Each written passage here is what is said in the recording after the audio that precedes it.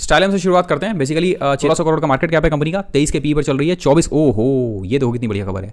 Return on capital employed और return on equity दोनों ही बढ़िया हैं। ठीक, आज की डेट में कंपनी चल रही है तकरीबन 1000 रुपए के आसपास में, और बुक वैल्यू है कंपनी की तकरीबन 150 रुपए, यानी महंगी बहुत है।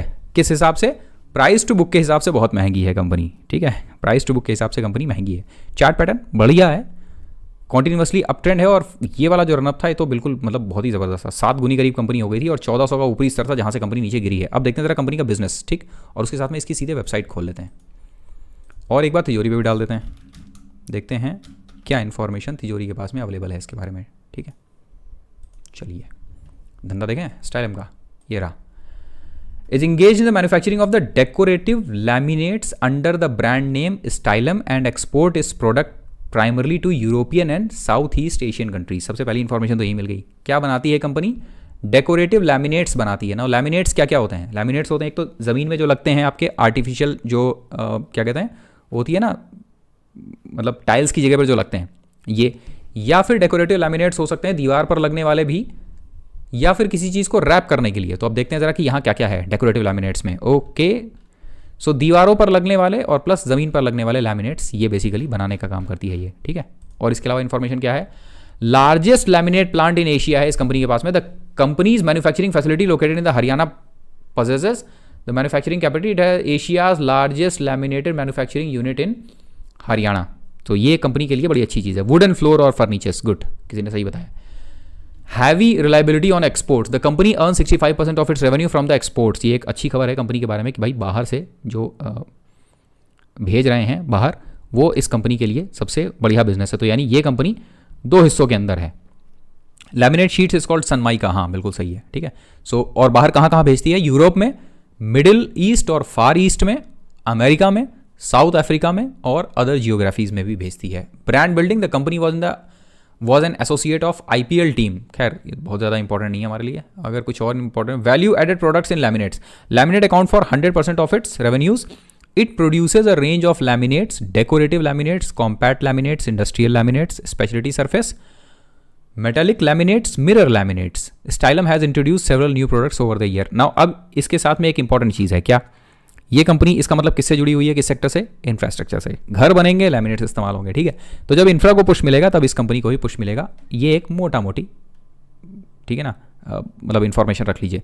Newly form subsidiaries to increase its presence in the South East Asia region, the company incorporated a wholly owned subsidiary name Stylam Asia Pacific private limited in Singapore in 2009। अब जरा कंपनी के प्रोडक्ट्स के ऊपर आते हैं, देखते हैं जरा इसकी वेबसाइट पर क्या क्या इन्फॉर्मेशन अवेलेबल है। ये है कंपनी के प्रोडक्ट्स, कितने? Laminates, performance laminates, special laminates, lux laminates, compact laminates और सॉलिड सरफेस। इतने टोटल प्रोडक्ट्स कंपनी के पास में हैं, जो कि एक अच्छी खबर है। इन्वेस्टर सेक्शन के अंदर अगर हमको इसके क्लाइंट्स इमीडिएटली मिल जाए तो फिर और भी मजा है, बट इस तरह की कोई इन्फॉर्मेशन यहाँ पर अभी अवेलेबल नहीं है। तो हम लोग सीधे चलते हैं तिजोरी के ऊपर और देखते हैं जरा कि तिजोरी में इसके बारे में क्या इन्फॉर्मेशन अवेलेबल है। ठीक है, ओवरव्यू चाहिए हमको, बस ओवरव्यू में दिखा दो। क्या ओवरव्यू में कोई इन्फॉर्मेशन ही नहीं है तुम्हारे पास? ऐसा कैसे हो सकता है? एनुअल रिपोर्ट हम खोलने के चक्कर में नहीं अभी, नहीं। सो स्टाइलम के बारे में तिजोरी में ओवरव्यू में कोई भी इंफॉर्मेशन अवेलेबल नहीं है। दैट मीन्स कि एनुअल रिपोर्ट के अंदर स्टाइलम के बारे में कोई इन्फॉर्मेशन अवेलेबल नहीं है इसकी। क्यों? तिजोरी जो डेटा लेता है ना वो एनुअल रिपोर्ट से उठाता है उसकी। ठीक है, और ये इसका ग्लोबल प्रेजेंस है कंपनी का, जो कि अभी अभी हम लोगों ने पढ़ा है। खैर अब सीधे इस कंपनी के डेटा पे आते हैं। तो बिजनेस तो भैया हमको तो ठीक लग रहा है बिजनेस, ठीक है ना। अगर आपको एस पसंद है तो आपको यही पसंद आएगी। Company has reduce its debt, it's expected to give good quarter. Profit growth company का, ओहो, company has delivered profit growth of 35.31 CAGR। भाई साहब पिछले 5 सालों में 35% की दर से कंपनी का प्रॉफिट ग्रो किया है। अभी समझ आया? अभी अभी हम लोग एक कंपनी पढ़े थे, उसका ग्रोथ और इस कंपनी का ग्रोथ, दोनों के अंदर अंतर दिखा। अभी समझ आया कि मान लो आपको फाइबर वेब पढ़नी चाहिए या आपको ये पढ़नी चाहिए, क्लियर पता चल जाएगा कौन सी कंपनी पढ़नी चाहिए है। Then companies median sales growth is 15.81% for the last 10 years, यानी औसत ग्रोथ जो है इनकी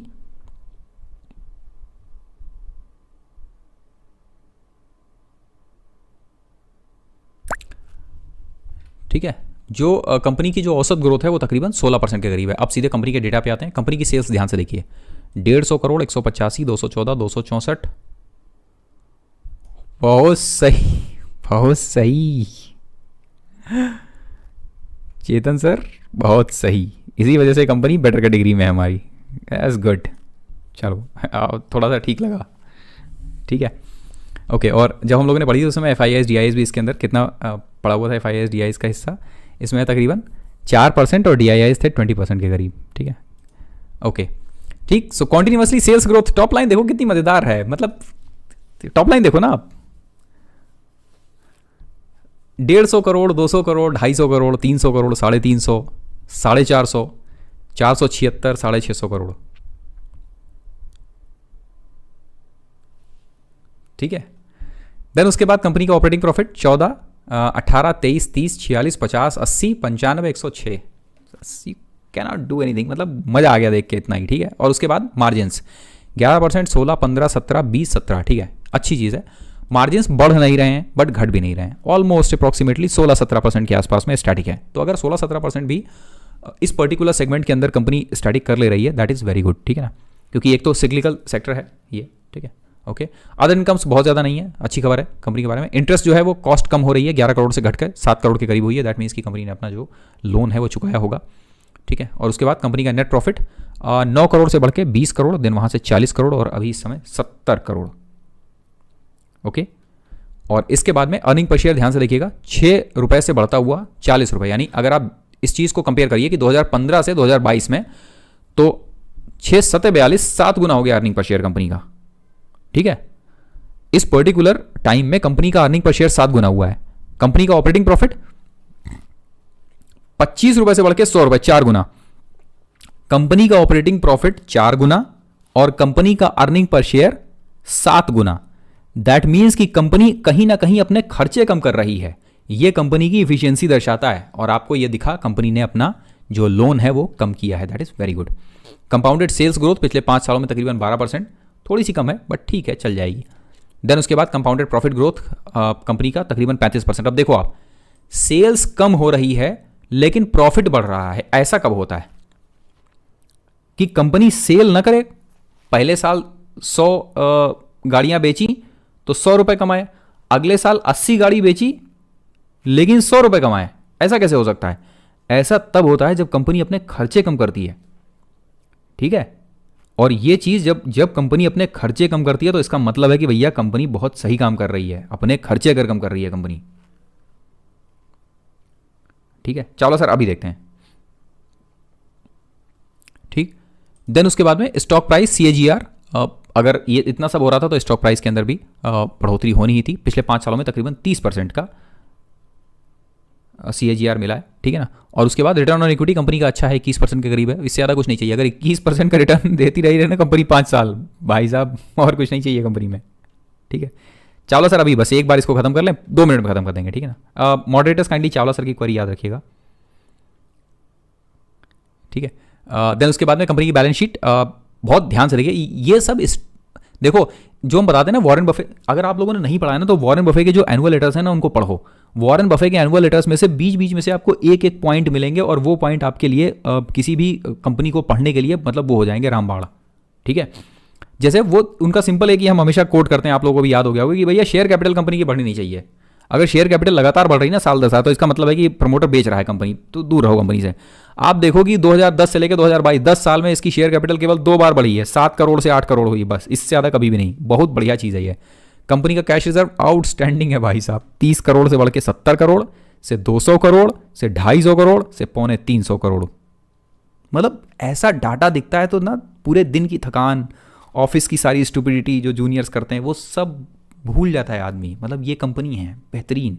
बोरोइंग्स 125 करोड़, 200 करोड़, 127 करोड़, 200 करोड़, 118 करोड़, 60 करोड़, 50 करोड़। बोरोइंग कम हो रही है, कंपनी अपनी इफिशियंसी बढ़ा रही है और अपना लोन कम करती जा रही है। एक माइक्रो कैप है मेरी तरफ से, BNA पैकेजिंग, संजू सर पढ़ रखी है हम लोगों ने, ठीक है। शुभम ब्रदर, देवाशीष हम नहीं हैं, देवाशीष अलग हैं, हम अलग हैं, ठीक है। मतलब देवाशीष हमारा कज़न है, मतलब हम अलग अलग नहीं हैं, बट मतलब मैं देवाशीष नहीं हूँ, ओके।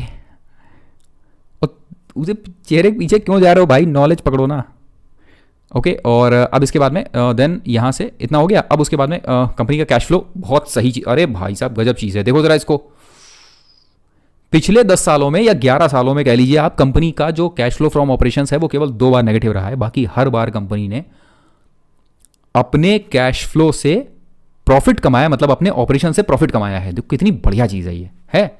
और उसके साथ में इतनी छोटी कंपनी है तो थोड़ा बहुत पॉजिटिव कैश फ्लो एक आध बार दे रही है, जिसमें से पिछले 2 सालों में 2020 और 2021 में इसने पॉजिटिव कैश फ्लो देने का पूरा कोशिश किया और पॉजिटिव कैश फ्लो दिया भी। अब इंपॉर्टेंट चीज़ है भैया रेशियो, ये पर्टिकुलर पार्ट है जहां से कंपनी की इफिशियंसी पता चलती है, ठीक है ना।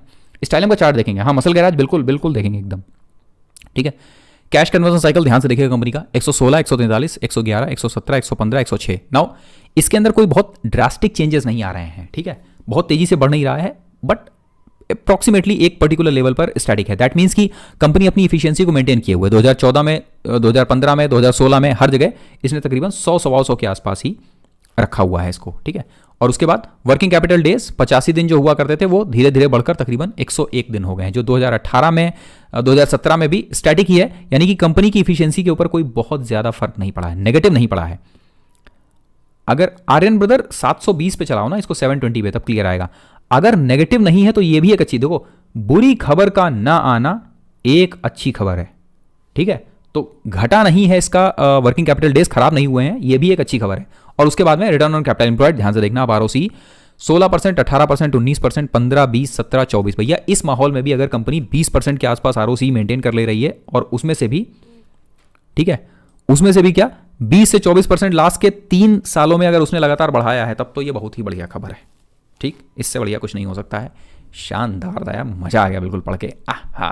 अब है सबसे फेवरेट पार्ट, प्रमोटर्स के पास कंपनी का तकरीबन 54% हिस्सा है, जिनमें से एफआईआई के पास करीब 4% है। इसमें इंडिया 2020 फंड आई लिमिटेड, इसके पास है करीब 3.5% का। और डीआईआई देखते हैं जरा, हम लोगों ने जब ये लास्ट टाइम पढ़ी थी उस समय इस कंपनी के अंदर डीआईआई 20%, एक मिनट, डीआईआई 20% कब था इसमें? 20% तो नहीं था डीआईआई, नहीं डीआईआई 20% नहीं था इसके अंदर। अच्छा ये कोई और कंपनी है, ओके ठीक है, किसी और का डाटा देख लिया हमने, ठीक है कोई बात नहीं। सुंदरम अल्टरनेटिव अपॉर्चुनिटी फंड है इसके अंदर, क्वांट का स्मॉल कैप है, अभी भी है, और बढ़ाई है इसने पोजीशन अपनी। Quant mutual fund, quant small cap fund, इसने अपनी पोजीशन बढ़ाई है। और six sense India opportunity fund, एक मिनट देखें जरा सिक्स सेंस के पास और क्या है।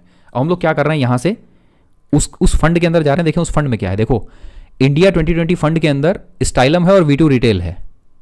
सिक्स सेंस के अंदर पराग मिल्क फूड है और स्टाइलम है। खैर बकवास है, कोई मतलब नहीं है। इससे क्या होता है, आपको कई बार किसी फंड के अंदर जब कोई कंपनी पड़ी होती है ना, तो आपको मिल जाता है, तो आपको पता चल जाता है कि मतलब कोई अच्छी कंपनी मिल जाती है तुरंत वहां पे, जिसके बारे में आपको नहीं पता होता है। खैर ओवरऑल अगर हम आपसे पूछें इस पूरी कंपनी के बारे में, जितनी अभी तक हम लोगों ने स्टडी करी, जितना इसको सुना, और उसके बाद चार्ट पैटर्न चलिए यहीं पे देख लेते हैं, ठीक है ना। देखो सिंपल सी चीज़ एक बात बताएं, अरे बढ़िया कंपनी है चेतन सर, बहुत शानदार, ठीक है ना, मजा आ गया एकदम। यार ऐसी कंपनी होती तो दिन बन जाता है, ठीक है। अब इसमें इंपॉर्टेंट चीज़ क्या है, हम कहते हैं कि आप दुनिया का सबसे अच्छा टेक्निकल जो चार्ट है वो आप इस्तेमाल कर लो, सबसे बढ़िया, ठीक है, और हमको केवल ये दे दो, और इसी से हम बता देंगे कि क्या कहते हैं कि बीट करना किसी को भी क्या करना है। सिंपल, अप ट्रेंड के अंदर था, उसके बाद गिरावट और कंसोलिडेशन जोन दिख रहा है। इस कंसोलिडेशन जोन का एक मेजर सपोर्ट लेवल है। देखो हम कुछ नहीं कर रहे, जो यहां पर इंफॉर्मेशन दी हुई है हम उसी को इस्तेमाल कर रहे हैं। ये एक मेजर सपोर्ट जोन है, ये दिख रहा है ना। ये सपोर्ट जोन किसका है, लगभग अंदाजा 1071, ये 1071 के पार जब निकलेगी तब ये कंपनी बाय करने लायक होगी, ठीक है ना, उससे पहले नहीं। सिंपल है, बस कंसोलिडेशन जोन के अंदर है, गिरावट हो रही है, अभी फ्रेश बाय नहीं करनी है, बस इससे ज़्यादा कुछ नहीं। एकदम सिंपल, 1-1 रुपये 2-2 रुपये अगर देखना शुरू करोगे तो वहां कुछ नहीं मिलेगा, ठीक। अब इसके बाद में अगर आप क्वेश्चन पूछो हमसे कि ये कंपनी जो है, हम इसको आउट ऑफ 10 कितने मार्क्स देंगे, कितने मार्क्स दिए आप लोगों ने, मार्क्स दे दिए कि नहीं कंपनी को? अरे यार मार्क्स नहीं दिए, अरे आउट ऑफ 10 कुछ मार्क्स वार्क्स तो दो भाई कंपनी को, आउट ऑफ 10 कुछ मार्क्स दो इस कंपनी को। कितने मार्क्स? हमारी तरफ से तो 7-8 में आएगी ये, बिल्कुल एकदम बढ़िया शानदार कंपनी है, मज़ा आ गया एकदम पढ़ के, वाह तबीयत खुश हो जाती है ऐसी, है ना। अब आप देखो कि जैसे अभी हम लोगों ने जितनी कंपनीज देखी, मतलब अभी थोड़ी देर पहले वो जो फाइबर वेब देखी, और दूसरी तरफ आप ये कंपनी देख रहे हो स्टाइलम, तो आपको ये पता रहता है कि भैया कौन सी कंपनी है जो बाय करने लायक होती है, कौन सी कंपनी कम से कम पढ़ने लायक होती है, बजाय किसी कचरा कंपनी को उठाने के। अब अब यहां पर आपको एक चीज़ और करनी चाहिए। देखो अभी तक हम लोगों ने जितना किया ना, इसके बाद आपको एक काम और करना चाहिए। आपको क्या करना चाहिए, इस कंपनी की जो राइवल कंपनीज हैं आपको उनको पकड़ना चाहिए कि इस कंपनी के कंपैरिजन में दूसरी कंपनीज और कौन सी अवेलेबल हैं। ठीक है, सेंचुरी प्लाईवुड या ये जो पर्टिकुलर जिस लैमिनेशन के अंदर है, जिस प्रोडक्ट के अंदर है, उसी सेक्टर की दूसरी कंपनीज उठाओ आप। ठीक है, और देखो कि दोनों के मार्जिन में क्या फर्क पड़ रहा है। कहीं ऐसा तो नहीं कि दूसरी कंपनी का मार्जिन इससे बेहतर है। ये सबसे लास्ट काम है। अगर आपने ये काम कर लिया ना कि एक इससे बेहतर कंपनी अगर आपको और मिल रही है, या दो कंपनियां इसी सेक्टर के अंदर आपने कंपेयर की आपस में पीयर में, और आपको अगर दिखाई दिया कि दूसरी कंपनी इससे बेहतर है और उसके मार्जिन सबसे अच्छे हैं, तो बस समझ लीजिए उसके बाद आपका काम खत्म है। बट प्रोडक्ट सेम होना चाहिए। ठीक है, चलिए अब ये बताइएगा ज़रा